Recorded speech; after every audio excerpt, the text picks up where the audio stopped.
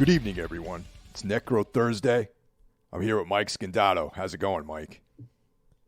It's going okay. Doing this one with a bit of a cold, so the voice is a little off. But I am a trooper, Michael, and I know when I have responsibilities, I have things that I have to do. I do them. So I am here, sickly and all. It is freezing in the Northeast right now. It's like in the 50s and raining out, and there's no heat on in my building because normally it isn't this temperature this time of year. So it's fucking cold as shit here. Oh, What about wow. you? Oh, Yeah. yeah. Well, it's raining and cold out today. Hmm. I worked at home today. Yeah. Didn't go too many places today, really. Hmm. But yeah, I have control of my own heat here, so it's a little bit easier. I definitely have the heat on though. That's a very significant point of the year when you decide to turn the heat on. Yes. I do not have control of the heat in this building, so that kind of sucks. I moved into this building in November of 2021, and I think the heat came on that weekend. So hopefully this weather gets a bit better, and it is supposed to in the next day or so, because yeah, I have a hat on and like a jacket. Oh, So there you wow. go, in my own apartment. But anyway, You might have to it is build a October. campfire. You might have to build a campfire. I know. Get a fire going in the living room. I mean, I am happy it is October, though, Mike. Halloween season has begun, hasn't it? Yeah, that's right. And to commemorate the Halloween season, I ordered a brand new Night of the Living Dead long sleeve from Fright Rags. Ooh, very nice. Ordered it on Friday, and it showed up today. Yeah, they're pretty amazing, Fright Rags. Yeah. They don't fuck around. They get that shit in the mail the day you order it or the next day. So a big Fright Rags fan. I have quite a good couple of their pieces in my T-shirt collection. I'm sure you got a couple, huh? Yeah. Oh, yeah. I'm wearing it right now, actually. It's like the classic Night of the Living Dead graphic, with the zombie girl on it. And Yeah. it's got like the Night of the Living Dead written on the sleeve, like in spooky letters. It looks cool. I'm wearing a vintage Anathema Silent Enigma long sleeve that I will tell you and I will share with the listeners, purchased from Nirgal of Behemoth himself Hell yeah, man. for a bit of a pretty penny, but well worth it because this shirt is awesome. It's like made really well because, back in like the mid 90s, they made the long sleeves, that that that strong stuff material cotton. And yeah, I love this shirt. And it came from him. He even sent a signed photo along with it when I bought it off him. So how about Wow. that? Damn. Yes, Pretty cool. nice of him. But yeah, man. Aside from that, I'm doing the October challenge, the October Halloween challenge, and thus far I have watched Glorious, of course, a film we covered here on the Necromaniacs podcast. And I watched The Gate, Mm. the late 80s film, which, by the way, I've never really seen before, and I enjoyed it very much. That's a good one, man. Uh, it is a good movie, yeah. And tonight, I don't know, may go like old school, may go something universal. Are you attempting that this year? I'm already behind, man. It's like Mm, I I wanted to do it this year, but as we record this, it's the 3rd of October, and yeah, I've only watched one movie so far, and I'm already behind. Maybe I'll double up, and maybe I'll catch up with everyone. I don't know. yeah. Doubling up is okay, listeners. Just so you know, to reach this 30, 31 movie goal, you can double up. Nothing wrong with that. Let's get some housekeeping out of the way. You're listening to the Necromaniacs podcast. We're coming at you every single Thursday. We hope you're subscribed on Apple or on Spotify. But aside from that, we're part of a gang, right, Mike? We're gang culture here at Necromaniacs podcast. And why don't you share with the listeners who else is a part of this gang that we're in? Yeah, we even have like gang signs and colors Hmm. that we wear too. Yes, colors, Yeah. colors. So, Hmm. starting the week off, we got Horror Wolf 666, another horror podcast hosted by Brandon Legion. Mm-hmm. Tuesday, Into the Necrosphere, hosted by Mm-hmm. Jackie Smith. All things black and death metal and extreme metal. And just a little heads up, Mike and I are going to be guests on that show in a couple of weeks. It'll be That's right. surfacing, and that's going to be a lot of fun. Yeah, we're not going to talk about what it's going to be about. It's going to be a fun little topic, specific topic. But yeah, the two mics are going to be a part of Into the Necrosphere. Going to be a fun time. And On Wednesday, and yeah, we have none other than Mike Hill's Everything Went Black podcast, the podcast that started it all. On Thursday, you're listening to it right now, Necromaniacs podcast. Of course, you're listening to it. Friday, none other than Break the Apocalypse podcast with my very own flesh and blood, Mr. John Draper himself. Saturday, no one listens to podcasts on Saturday, although I should take that back. There are no new podcasts on Saturday. I feel like of all the podcasts I check out, there's never a new episode on a Saturday, which we've kind of maintained. Right, Mike? yeah, I noticed the same thing. Like I might listen to a podcast on Saturday, if I'm like doing laundry or something, or Sure. like vacuuming and mopping the floors or something. I'll have something on my headphones. Right. But yeah, dropping a new episode that day, I feel like the podcast world has said, no, we're not going to drop new episodes on that day. It's a day of rest, like Sunday, right? But Sunday brings us the Lord's Day, and that also brings us Soul Knocks by the mighty Carl Hikara. So 6 days a week in our gang of podcasts that you should be completely subscribed to and engaged with. Right, Mike? That's right. Yes, indeed. Over the weekend, I just wanted to say, I went to the Flying Fox Tavern over in Ridgewood, Queens. Stella and I, Stella was vending there for this Halloween market, and it was a grand old time, Mike. Cool place. I saw something about that on Instagram. So yeah, it looks like a lot of fun. Yeah, very cool. More of like an old school horror vibe, like classic horror, which is definitely up my alley. If anyone listening wants to check it out, it is called the Flying Fox Tavern in Ridgewood, Queens, New York. Check that place out if you can. All right. You do anything interesting over the weekend? Not really. I'm trying to think what I actually did. No, I just I just kind of laid low. There was like a couple fights on over the weekend, and checked that stuff out. I did watch Jacob's Ladder again. That's like one of the things I watched as far as horror films go. Oh, cool. That's a good movie. And that's a fucking trippy movie, man. Yeah, it kind of it fucks you up a little bit, that movie, I feel like, It's kind of a sleeper. Like, it's not really mentioned by a lot of people. No. Also I want to say I saw death metal band Pyrexia on Saturday. Oh, nice. Cool. Yeah, they played at Lucky 13. Right on. Which is pretty cool.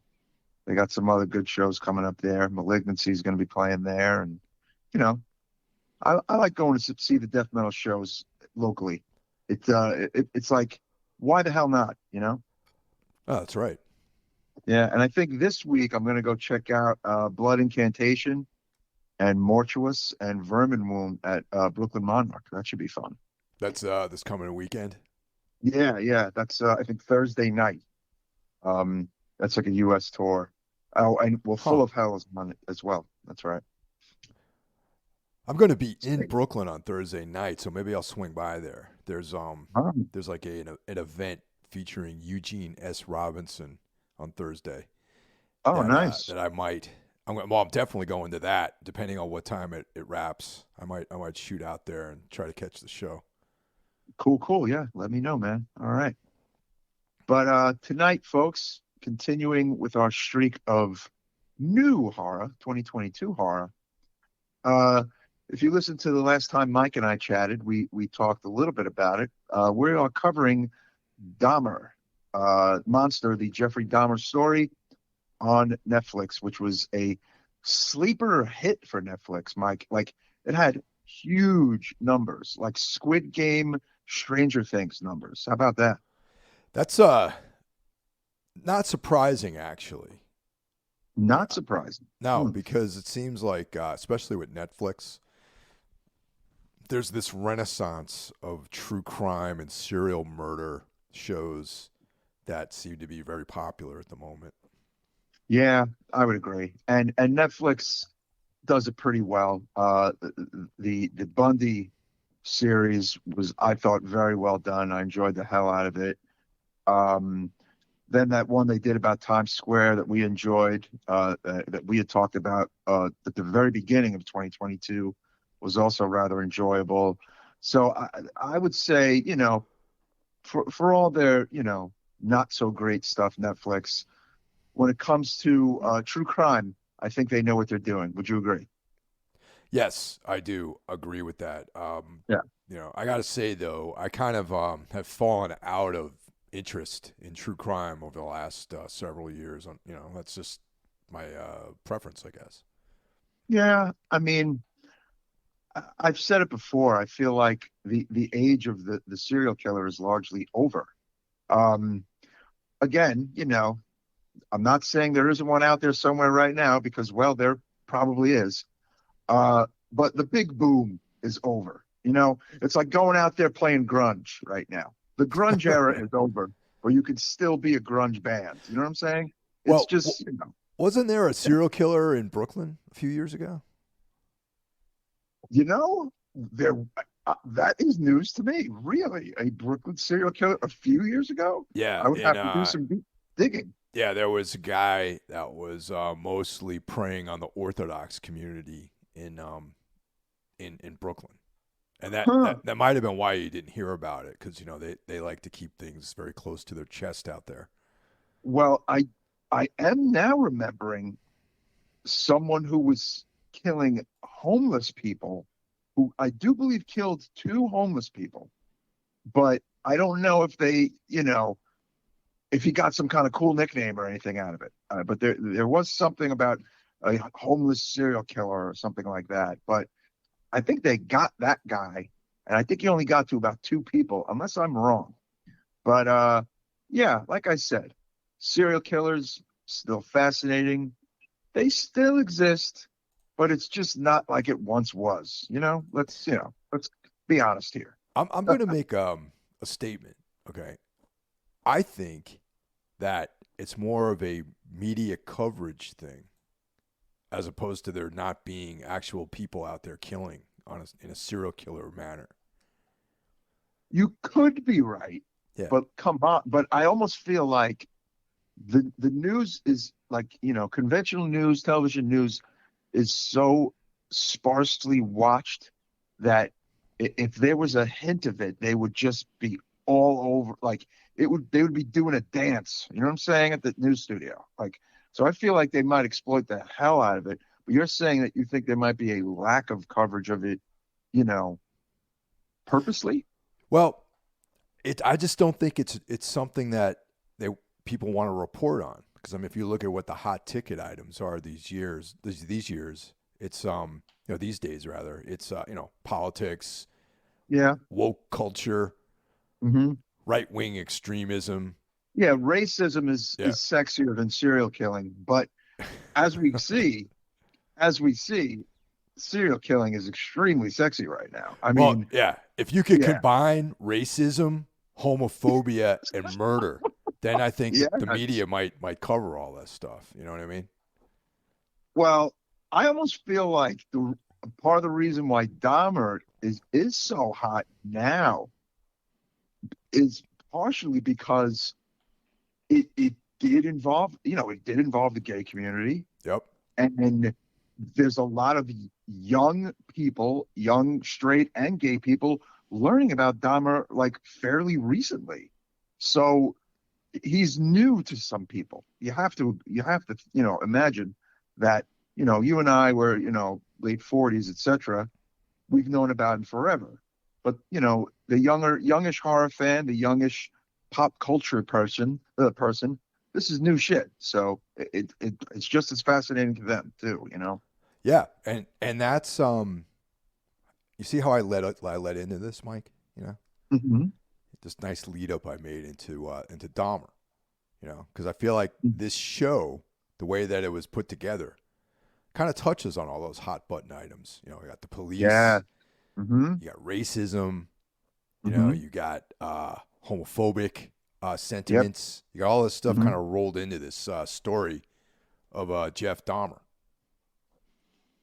Yeah, totally. And you know, extremely well acted, well done from Evan Peters playing Jeffrey Dahmer. I mean, wow. I mean, to me, one of the biggest, you know, things about it, I think that has made this such a phenomenon is that you, I don't even know if I want to say it, but I don't know if you're not really rooting for Jeffrey Dahmer.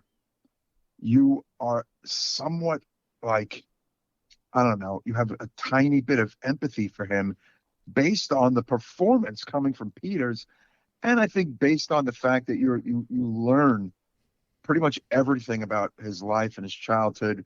Whereas, let's be honest, in the early '90s, mid '90s, you know, but even by the time Dahmer dies, yeah, I've read some things about him, but I didn't know jack shit about him really, you know, other than that he was a gay serial killer. Like I Yeah, really didn't know much about him at all. I didn't even know he had a brother. I didn't know the deal with his parents. So it's like it. I don't know if it this completely humanizes him and makes you feel bad. It doesn't really do that, but it makes you think about him more. And some people apparently took a little issue with that. Like, but again, I just attribute that to it being so well done. You know? yeah. It's I mean it's hard to sympathize for him, honestly. Yeah. But I guess you have an insight into his motivations more so than you did in the past. Like I'll say that for sure. Yeah. You know. Yeah. But before we get into that, let's just talk a little bit about the particulars of this. This is a brand new thing. It's on Netflix, Hmm. created by Ryan Murphy, who I only know him from American Horror Story and Nip Tuck. Big TV Yeah. guy. I mean, that's put him on the map. Absolutely. Yeah, Yeah.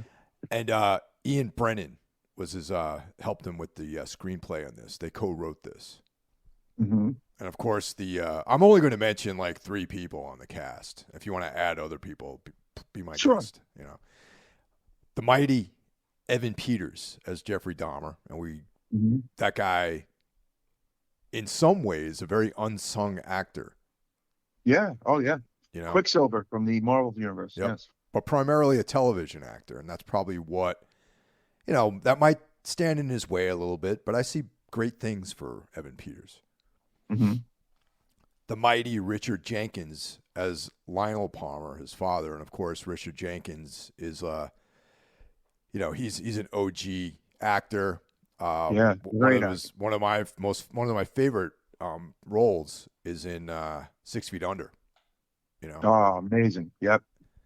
and more recently I remember him from Humans, that really cool family drama that was on Hmm. Showtime. Yes.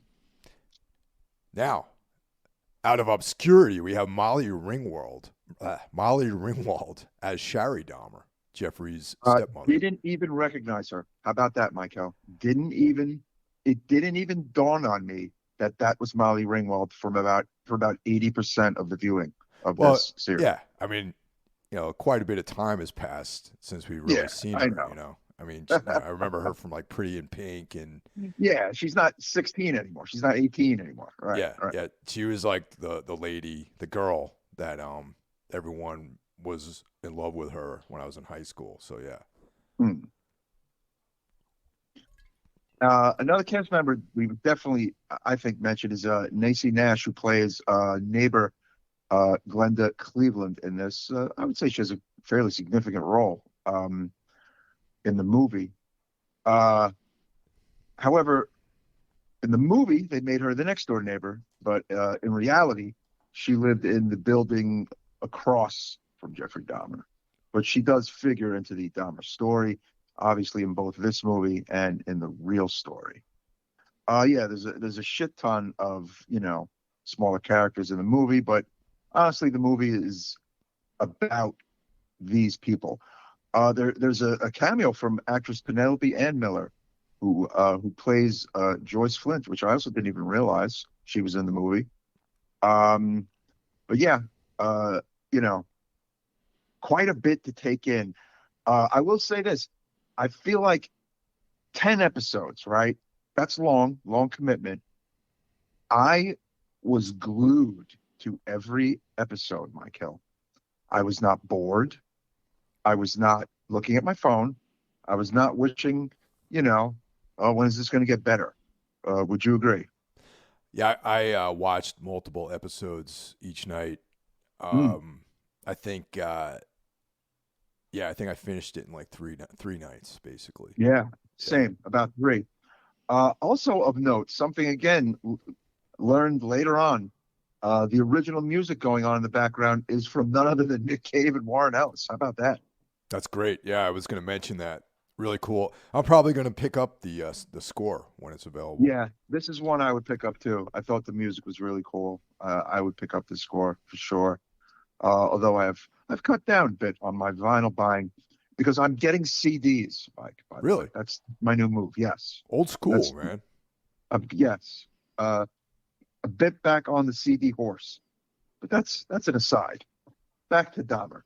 So yeah, it came out September 21st, just a few weeks ago on Netflix. And like I said, man, done gangbusters business. Um, but again, it could be attributed to many factors. Like Mike said, it has a way about it that kind of ties in a lot of today's issues and social, you know, goings on. Although it is a 30 plus year old story. Um, but me, like I said, a part of me attributes him as the last of the big guns of the serial killers. You know, although I really technically would consider Rader, the BTK killer, as the last serial killer, quote unquote. Dahmer is the last like marquee. I feel like really big seat filler serial killer. Michael, what do you think? Yeah, because he had the whole fandom, angle. People were writing Hmm. him letters. Young girls were falling in love with him. Things like Yes, that, and men. and Yes. and men. Uh-huh. And Yeah. but and also keep in mind too that back in like 1991, like you really had a very limited way of finding out information about people. Yeah. It's like Totally. you had the news, you had the newspaper, you had various magazines, and then you had the more shadowy sources of information that might be in like a Jim Goad Zine. publication or zines or Hmm. that comic book company that published the serial killer That's right. comics. Yeah. Boneyard Press. I have that comics, listeners. For the listeners who have seen the film, there's a scene where they show the Jeffrey Dahmer comic book that had come out in '92. Well, I have it. I've had it since it came out, and sure enough, it's going on eBay for hundreds and hundreds of dollars right now. But I don't know who would pay that much for it, but I've had it forever. Yeah, you learned about things that way. But get this, man. Speaking of learning new things about the case, about like his brother and some other things, I never knew that the guy who killed him in prison literally killed someone else moments before he killed Dahmer. Did you know that? I didn't know that. Yeah, that was new to me. There was another prisoner, if you've seen it, spoiler alert, that was killed in the moments leading up to Dahmer. Christopher Scarver, I believe. Scarver, yeah, Scarver's Christopher last name. Scarver, yeah. Yeah, he killed another white criminal before he killed Dahmer. I never knew that. Was that like not public information? I didn't know that either. So yeah, I mean that's news to me. Hmm. Yeah, but I mean the fact that he was murdered in jail was definitely part of public record because I remember that was like I actually remember when that news came out Me that too. Jeffrey Dahmer was '94. Yeah, murdered in prison. that's right. Yeah, yeah. I mean, again, you know, we remember this as pre-internet stuff and seeing things on the news, but the levels of detail were, rather scarce. Then if you wanted to read a book about it, you had to wait for the book to come out. Like you had to, things. There would be a passage of time before you would learn uh, anything other than what the newspaper article or a magazine that would be, again, another month or so later or more would give you. Like, isn't that kind of a wild concept now? In this day of like, we know almost everything right away. Well, Yeah, like maybe not immediately. Yeah, everything. yeah, and Yeah, yeah, yeah. also that these types of publications back then were not necessarily mainstream. You know what I mean? Like No. you'd have to find them. You have to find a bookstore or order it. You'd find some like there were those bookstores like See Here. Remember that place in the city? See here. Yeah, I loved it. I was there all the time. Yeah, Yeah. you would find a very fringe place like that that might carry information about serial killers. You're not going to go to like Borders Books in the '90s and pick up like Jeffrey Dahmer. Though later on they did have a true crime section, but maybe not in 1991. Right. Exactly. Exactly. Um, so yeah, 10 episodes directed by a host of directors, including Carl Franklin, Clement Virgo, Paris Barclay, and two familiar names for film fans, one being Greg Araki and the other being Jennifer Lynch. What did you think about that? Yeah, I saw her name pop up a bunch of times, and I was like, that's pretty cool. I haven't heard much from her lately. Yeah, she did four of the episodes. And yeah, I don't know, I almost felt like the episode she did, it's like, okay, yeah, her touch is there, you know? She did episodes 4, 5, 9, and 7. Um, I have to say, while I enjoyed every episode, um, there were very, very hard to watch moments in this, Mike. Yes? Well, I have to be honest with you. I found the entire thing very hard to watch. Mm, As far as I have a note here that says that this is a lot like Henry Portrait Serial of a Killer. Pardon me, Henry Portrait of a Serial Killer. If there was a budget to be spent on it, yes, yes. you know how Henry Absolutely. had that this sort of vibe to it. It's like super bleak vibe, very hmm hopeless. Yeah. There was like a very mundane quality to the things that they were doing, and then suddenly they were murdering people. Like I'm talking about Henry and Otis, and that's kind of like you really see the dreary day in day out existence of Jeffrey, and his deteriorating mind, the loneliness, the depression, the sort of hopelessness of the character, and then that was all expressed through just a very very boring mundane life. Like living in this like sketchy building, Yeah. failure after failure, like dead end job, losing his jobs, like heavy drinking, hmm not quite being comfortable with his sexuality. You know, No. Another takeaway that, again, I never knew this, that this guy was in the army for 2 years. Isn't that mind blowing? I think I knew that he was in the army for a while. Yeah, I never knew that. I never knew that. Um, I guess I might have just read one Dahmer book a long time ago, and maybe that piece of information just kind of seeped out of my head, so to speak. Um, but yeah, there was definitely all these interesting things that I was like, oh wow, oh wow. And that he has a brother out there, David, who changed his last name and has successfully managed to just be completely away from anything involving the spotlight and controversy. And apparently he's married with children and living a very normal life. So good on him for managing to be the blood brother of Jeffrey Dahmer living a normal life. That's pretty amazing. Yeah. um yeah, it's funny, I'd known about the Lionel Dahmer book, which, although is out of print, you can get it on eBay now for decent prices, nothing too crazy. Which I will say I would completely want to fucking read now. What about, have you ever read it? Would you No. like to read it? Mm, No. And like I said, I'm kind of out of that whole thing really at this stage. A few years ago, I tried to read the reread the Anne Rule novel about or book about Ted Bundy. Yeah. I own it. Yeah, About Bundy. and I just got really depressed reading it, and it just felt very ghoulish, you know. Mm. That one isn't as harsh as it could be, but it's not a walk in the park either, you know. It is very well done, you know, well written.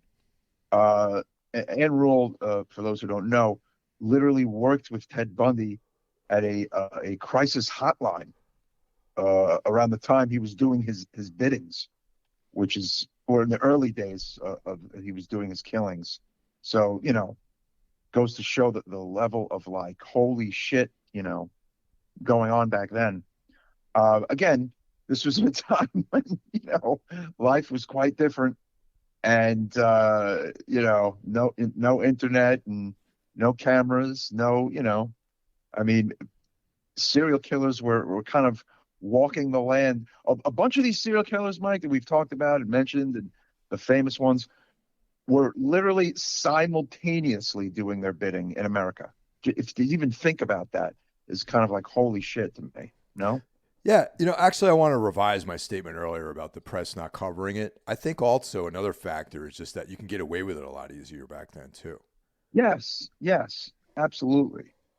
I mean, okay, if you take even 1978, the year uh, Bundy, not Bundy, Dahmer killed his first victim after high school. On the show, they made him do it while he was in high school, but apparently that is not true. It was that summer after high school.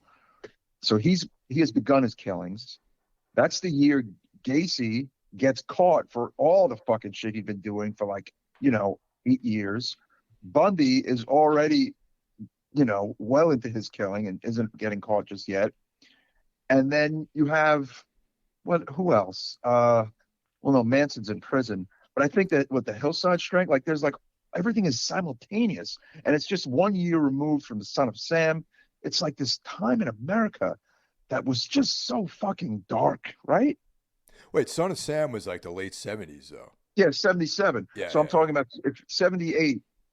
Is he just like 1 year removed from the 78 activities of Gacy, Dahmer, and Bundy? It's like amazing, you know? Right.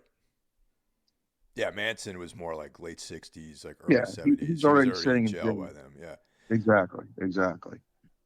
But if you take a snapshot of, say, like 68 to like the early 80s, it's a wonder you and I are alive, Mike. Jesus, no wonder most of Gen X is dead. We've been killed by serial killers. It's unbelievable, you know? Well, like in the '90s, that's when I first started doing a lot of traveling with bands and stuff like that, and that was Hmm. around the time that I was really reading about a lot of these things. Me And too. Yeah. and that's when I was like super paranoid all the time. Like in the middle of the night, you go to like a truck stop somewhere in the Midwest, and I was like, "We're in Wisconsin. This is like, you know, where people get murdered. They get abducted and killed and cut into pieces and stuff like that. And it was always in the back of my mind to like pay attention. Absolutely. Yeah. Um, so yeah, and if you take like a young person checking out all this stuff now, I mean it's ancient history, but you could see how it's kind of like interesting, you know? It's like, wow, the world was really like this. And you can't say, no, it's all made up. The world wasn't really like this. The world was really like this. It's like, holy fucking shit, you know? I mean, as far as we've come, it's amazing. I mean, look, we still live in my opinion, quite a violent world. Violent, horrible things happen. But, you know, can you imagine if we were still dealing with like major serial killing on top of what we're dealing with now in society? Yeah, that would definitely be a problem. But like I said, another thing with the surveillance state that we live in too, it's like you can't get away with any. You can't even like run a red light without a camera catching you. Yeah, today's world makes it very hard to be a quote unquote serial killer. Not saying that there isn't one, it probably is, but it definitely is a harder world to be one in now. Um, Yeah, I mean, to me, the two of the most brutal moments in this whole thing, honestly, was the killing of the 14-year-old boy, and the killing of the deaf gay young black man. Those were like harsh moments for me. What about you?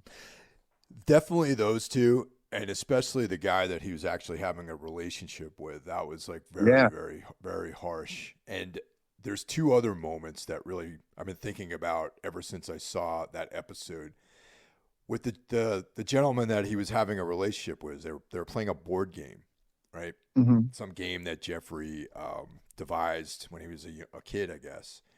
And Hmm. when the two Yes. the two pieces land on the same square, Jeffrey says one of us disappears into the vortex, right? Yes. And then Hmm. later on, he's calling the victims' families, and he was telling them to stop looking for their son, that he's not coming back, and that he had Oof. disappeared into the vortex.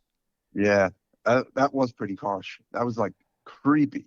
Like that was beyond gore. That was like existential, like malaise. You know what I mean? That was like some serious. That was almost akin to the ending of Martyrs. I had that same feeling when he said that to the victim's family.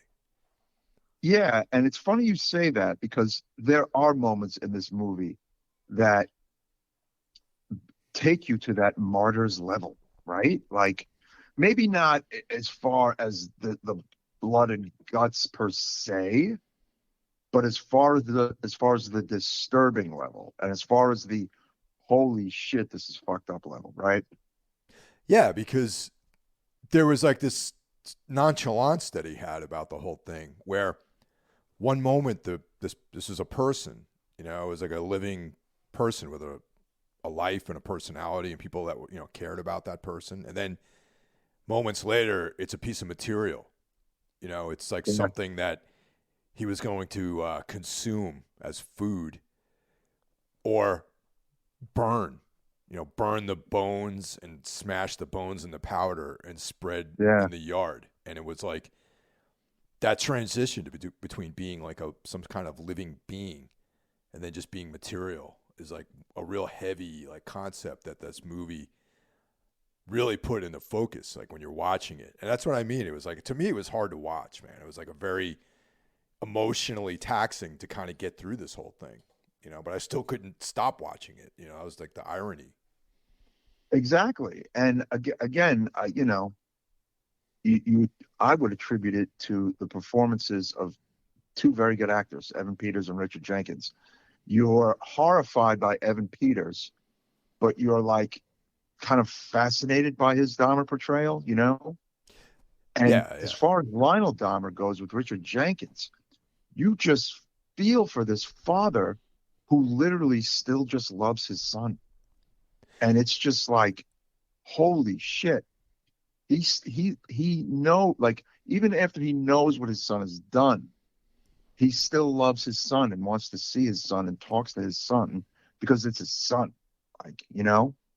But he feels horrible about all the things his son has done, and he feels regrets for the way he's lived his life and missing the, oh, I don't know, 50 red flags, obviously, that he did not pick up on himself, um, which I think today most parents would hopefully pick up on, parents of the 70s, perhaps not. Um, yeah, it's an agonizing performance from Richard Jenkins, that really kind of draws you in. But at the same time, sometimes I found myself almost frustrated with him because it was like you don't see what is clearly right in front of you with your son, what a horrible mess he is, and everything is like, great son. It's like, come on, man, wake up. Everything is not, that's great, Jeff.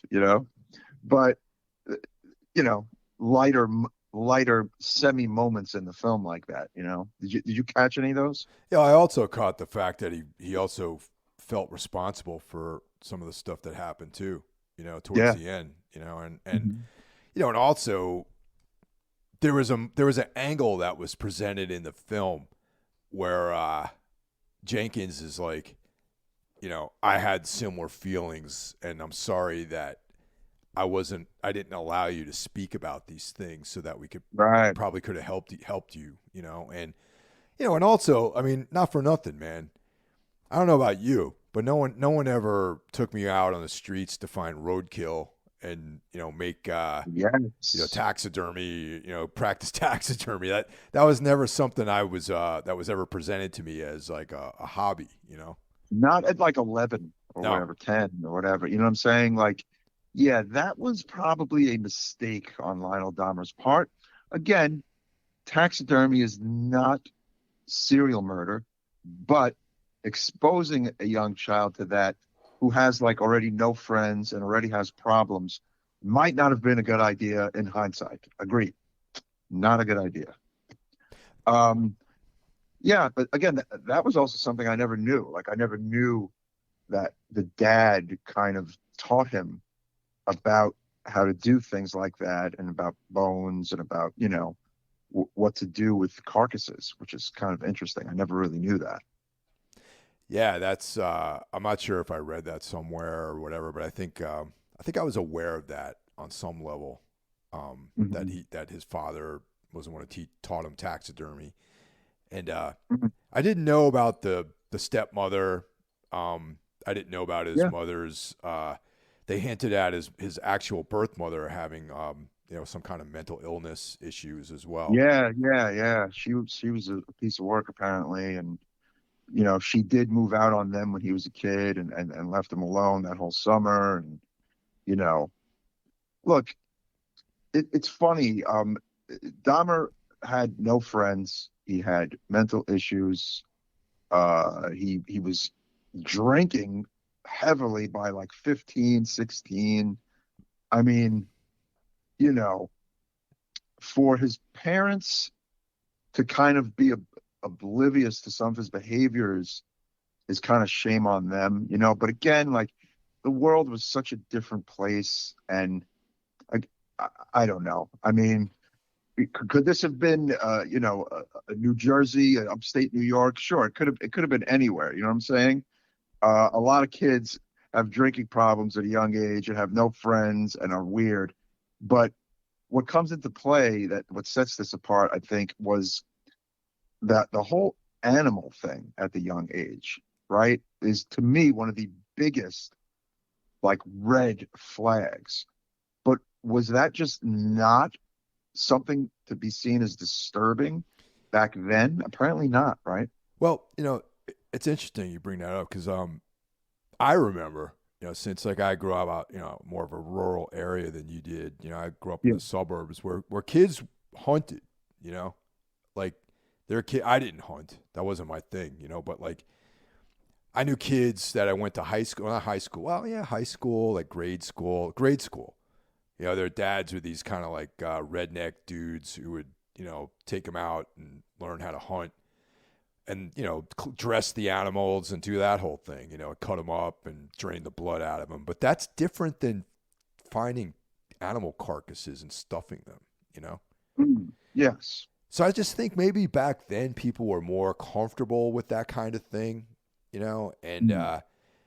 but the other thing too that's interesting is that I specifically remember watching a documentary or a part of a documentary about Jeffrey Dahmer. They were, maybe it was like a general serial killer type thing, and they were commenting on how he had a relatively normal childhood. Because like Yeah. most children that are turned into serial killers were like sexually abused or like Hmm. real sketchy shit. You know what I mean? Happened Yeah. to them when they were kids.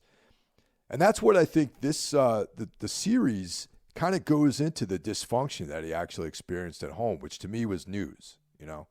Yeah. I don't think he had a normal childhood. No, He himself actually even said to a reporter once that his childhood was not that extraordinary and that his parents had nothing to do with his actions and it was all him. Um, he himself said that actually. right? Yeah, But the viewers, but look, but when you see what really happened, if you read, I guess, Lionel Dahmer's book or you watch the series, It's like, nah, that's not a normal childhood, though, Mr. Dahmer. You know, like that's not a healthy upbringing, right? At all. No, not at all.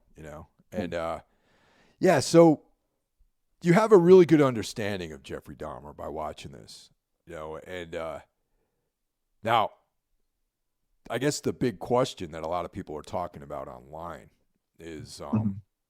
did we really need to have this, or what's the purpose of Right. a film like this? Is it exploitation? Is it, actually serving a purpose? Like, how do the victims' families feel about this stuff?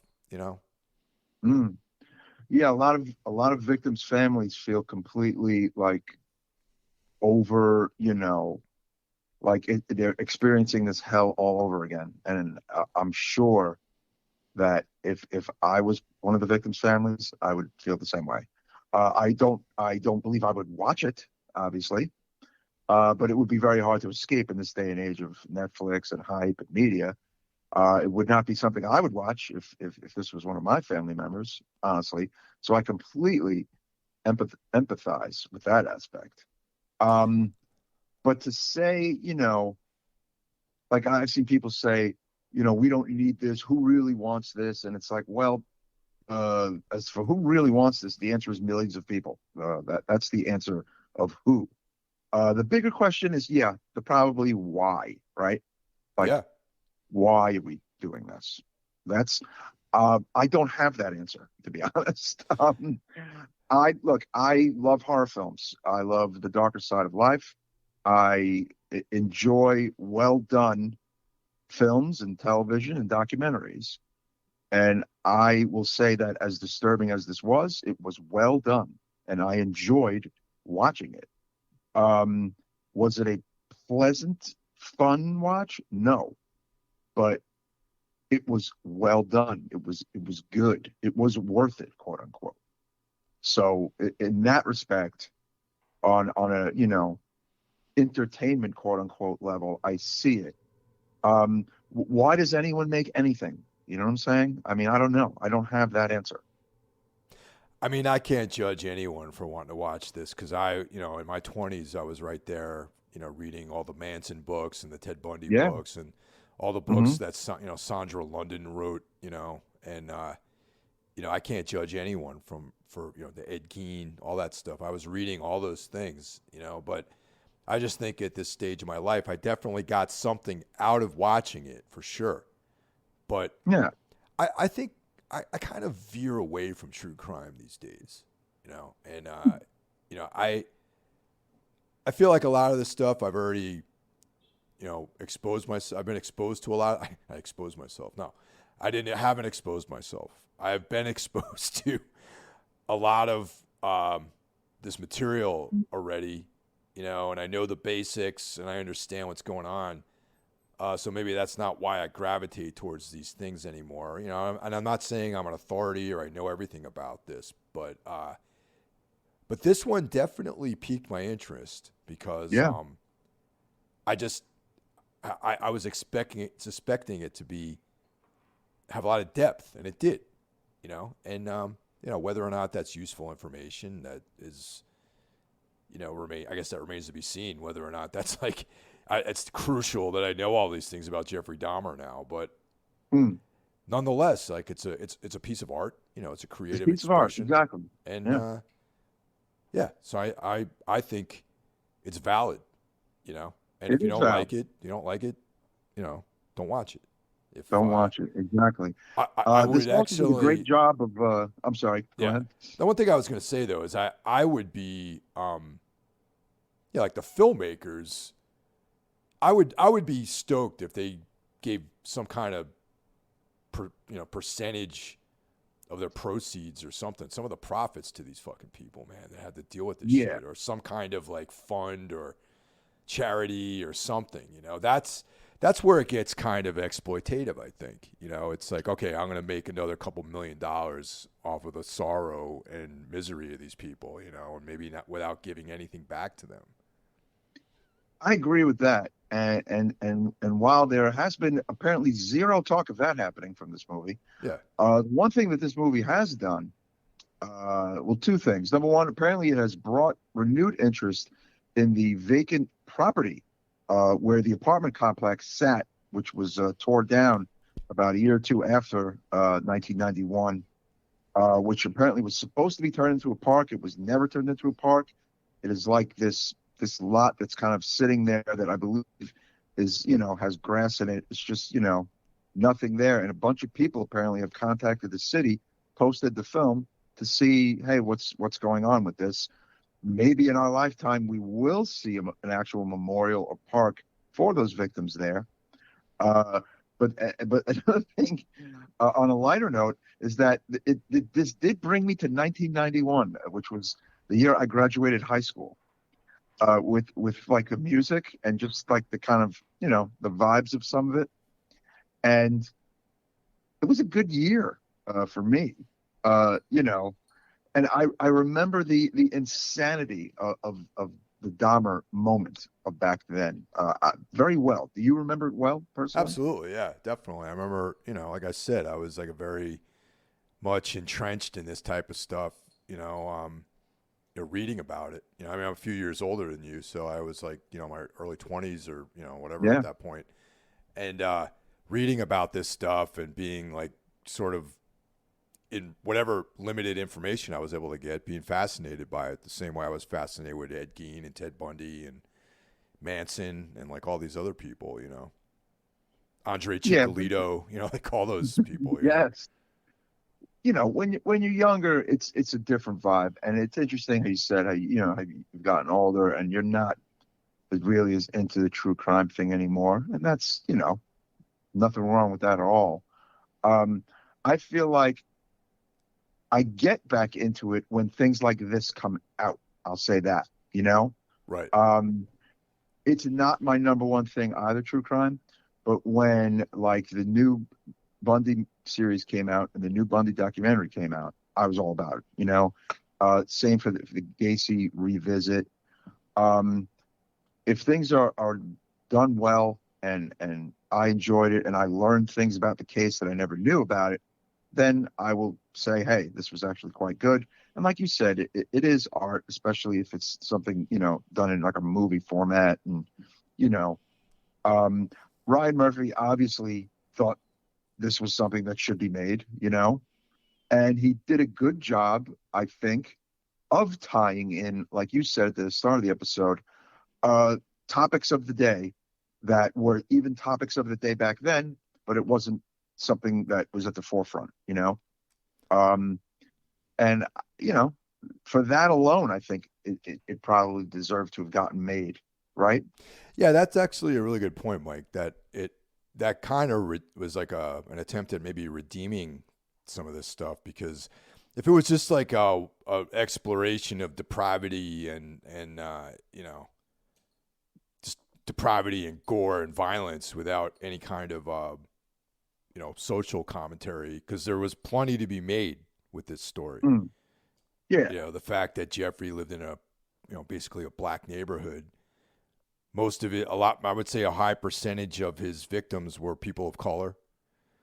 And the right. I fact that mean, he well, he lived in was that, poor himself. Like yeah, Jeffrey Dahmer had no money, and he lived in that neighborhood because, well, that's all he could afford. Um, and I didn't get the vibe that he went after the gay men for any racist reason. It was because, well, again, that's the neighborhood he was in, and he had no, you know what I'm saying? He had no issues being with them sexually. You know what I'm saying? Like right. it's kind of weird. Like it's kind of like a weird take. It's like, well, was he racist or was it really just a matter of, yeah, he lived in that neighborhood and that's who Well, lived that, in that that wasn't neighborhood. really And the point I was going to make. The point I was going to oh make no, no, is no, I is know. because he lived in a neighborhood with people of color, the Hmm. police were not likely to have a quick response, as was shown in the film. Oh And yeah, and proved in any real life. any of Yeah, the people that lived in that neighborhood, they were just dismissed. Like the cops never yeah, showed up half of the time, and when they did, they were like would like release Jeffrey in like, oh yeah, this 14-year-old yeah. kid, that's his boyfriend, great, everything's fine, there's no problems here, and then That was mind blowing. Like, how do you not? see that a 14-year-old is 14 and not 19. Even in 1991, I feel like you could see that. But I mean, Jesus Christ, like, wow, it's just that really happened. Like, just that, like, who knows if it happened exactly in those beats, but that did happen. The police did release a 14-year-old Yeah. who had brain drilled back into the hands of Jeffrey Dahmer. Like, holy shit, like, unbelievable. Yeah, I Wow. mean, I am no defund the police guy, but I'm also I'm not crazy about cops either. You know what I mean? Yeah. Like like most people our age, Mike. You know, we were punk rockers. You know, we didn't really like the cops. You know, I've been No. hassled by the cops many times too. You know, not to the extent that maybe black people have. You know, but Yeah. I'm not a fan of policemen, honestly. For reasons that I could go into, in private with people if you want to really know some of my run-ins with the police. But I think there's a lot of validity to that. The fact that if Dahmer was like murdering and eating people in a different neighborhood, the cops would be all about trying to stop him, and they'd be more receptive to complaints about this guy. And that's 100%. yeah, He probably would have been caught far sooner, obviously, yeah, and Uh, they just didn't care. Yeah, it's fucked up. yeah, that's like one of the things in the film or the series that is very well done, I think, alongside all the brutality and depravity that's being shown. Hmm. Uh, Back to the ending. Yeah, Christopher Scarver is the name of the man who killed Jeffrey Dahmer in prison in 1994, played by actor Furley Mack.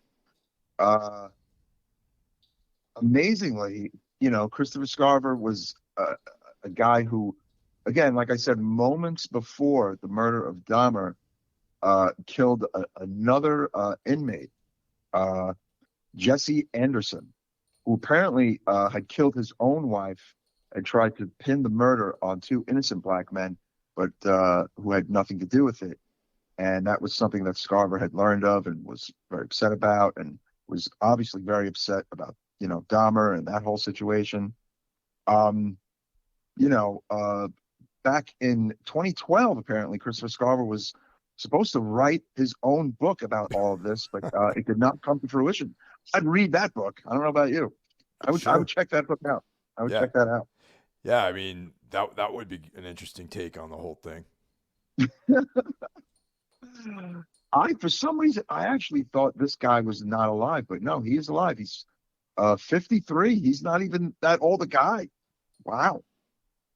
He's been in prison a long time. Amazing. I thought that ending scene was fucking super intense, and also, again, really well done. The demise of Jeffrey Dahmer. What did you think? It was very intense, and I mean, knowing the story, I knew that it was only a matter of time before he was going to see his murder, in jail, Mm-hmm. and yeah, just the interaction between him and Richard Jenkins, and like, even I can't even imagine what that would be like to be Yeah. locked up for the rest of your life for multiple homicides and for multiple life sentences and seeing your family, dude. Like, what the hell would that be like? And he was baptized that the day before or whatever. And again, something else I never really knew. I never knew that he had done a conversion to Christianity or whatever. And yeah, all these little takeaways that I thought were interesting that I never knew, because I was never the biggest Bundy guy with the serial killers. I've read more books about Ted Bundy, I would say, than Dahmer. Sorry, but yeah, I mean, you could say this could be the final word on Dahmer. Even though it's not a documentary per se, it's a Hollywood film. If this was the final word on Dahmer, I think I would be okay with it. Do you think so? I hope so, man. I really do hope that they don't continue making documentaries and movies about any of these people. Really, I gotta be honest. Yeah. But what's funny is they see how well these things do, and yes, they come up with more people to make these films about, which I guess is problematic. But like I said earlier, the audience is what dictates these things. And if this is a flop, then you don't see it. But this was like a huge, huge success, which says to me, no, this is not the end. Actually, I got to be Oh, honest. I'm well aware that there's probably going to be more, about other murderers and whatnot. But to me, I just got to be honest. It's a little ghoulish. You know what I mean? And Mm. and I'm going to say that, back in the day, in the '90s, like I hate to be that guy, but the reality is like this stuff was not mainstream, you know. No, And I think no. that's why I'm reacting the way I am, because it's like you had to like find these fucking things. You had to mail away for them. You had to like go into like the East Village to like see here, where they sold NAMBLA pamphlets and stuff. Like Yeah, white supremacist they had literature all and all that sorts stuff. of like they had resistance Yeah. fanzine, like they had like white power, they had serial killers, they had black metal, death metal, hardcore, punk rock, gay community, you name it. Like Yeah. that's it was of its time, Mike, of Yeah, its and time. that's I guess what I'm trying to say is that there was an allure to this type of material back then because it seemed like real fringe to me. It wasn't Mhm. in my living room, so to speak. I had to Right. go out on the streets to find something like this, and that changes the way I see it a little bit. Now it's like, if you have a Netflix account, you can watch this stuff, and I think that I don't want to preach about it either, too. I mean, like, who am I to Yeah. tell anybody what to do? I mean, I salute. Go out there, check it out, and get something out of it, But I'm just talking personally for me. I think I'm Yeah. good. I think I'm good with all this stuff. Now with that, what would you rate Dahmer? Oh, I would give it a Scale of 1 to 5, 100%. I give it a 5 out of 5. It was an excellent production, you know. 5. Yeah. I concur. I actually also give this 5 out of 5. I think it is one of the best horror related properties of the year. How about that? Um, like I said, I was completely glued to every episode. I felt like there was no real time wasted. I mean, it horrifies. It is horrific. Uh, if that's what horror is supposed to do, that's what this does. If true crime is supposed to, bring it like this, that's what this does. Now I do know, and I've read that they have taken liberties, and some things are a little incorrect, and some characters, and some timelines, and okay, that's fine and good. But taking it as it is, like as its own piece of art, this is a 5 out of 5. You know what I'm saying? This is a great fucking, horror experience, in my opinion. It is. Yeah. Um, absolutely, without question. Um, it'll be interesting to see, what they do next because I feel like they could perhaps do the documentary treatment like they did on that last multi-part Gacy or that multi-part Bundy, which was, documentary and not Hollywood. Aside from that Bundy, feature film they did, but maybe not. I don't know.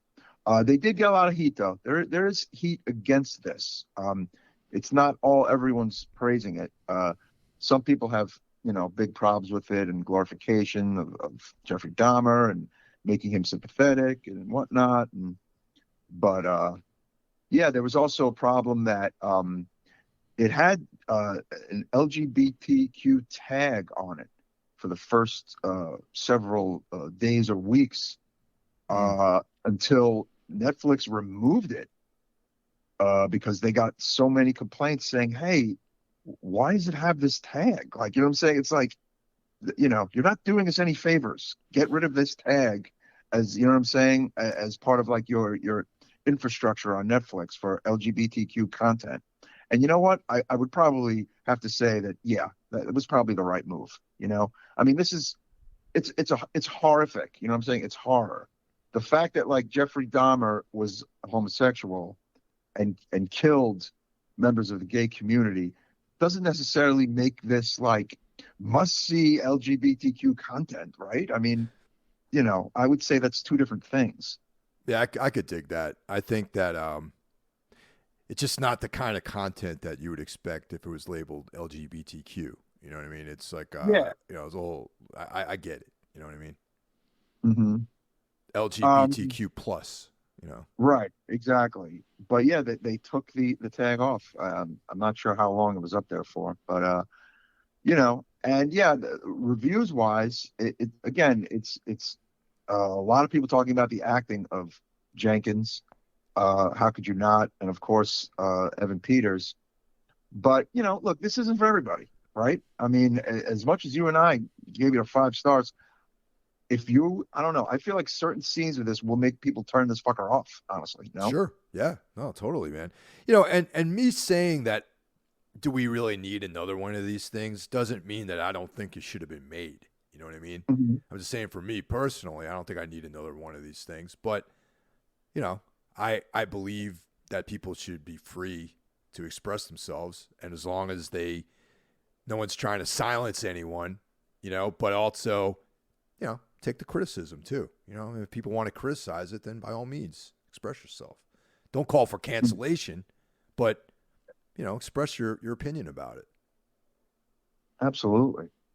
So yeah, we're in October. We've got literally almost all of October, November, and December left for our, year ends of sorts. And there's some rather marquee films left for this year. Oh yeah. Including Terrifier 2 and what I'm just going to call Halloween 3.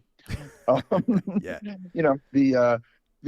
The third Halloween. This is the second or third Halloween 3.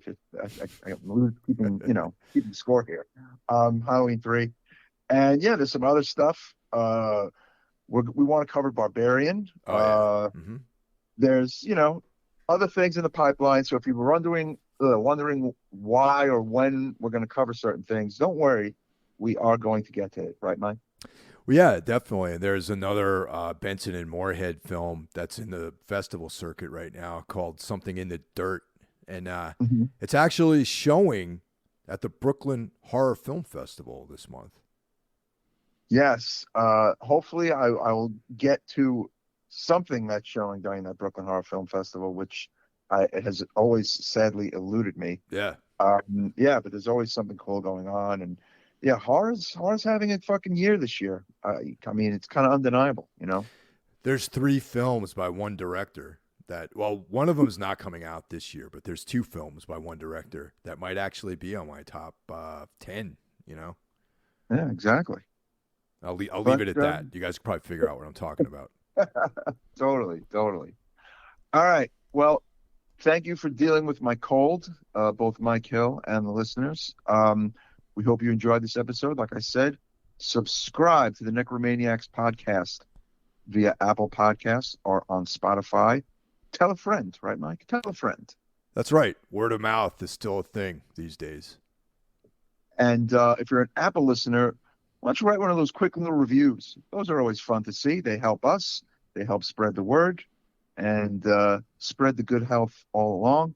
And stay warm, stay safe, stay healthy, and we'll see you next time. Take care, guys.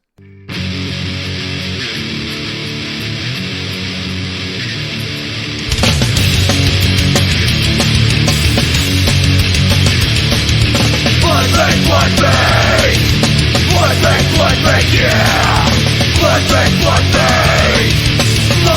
Blood yeah!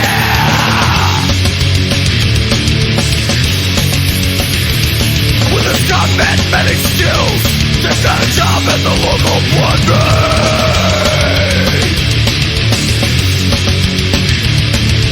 Walking blood and plasma ink was the name of the blood bank. Trying the donated blood will soon be arrested for using his blood. Blood bank, yeah! Blood bank!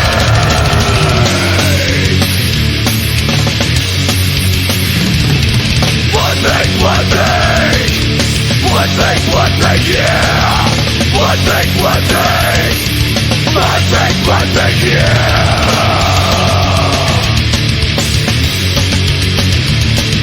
Jeffrey Dahmer from bottomless blood taker and the blood bank. Held this job for about a year, then was laid off from the blood bank.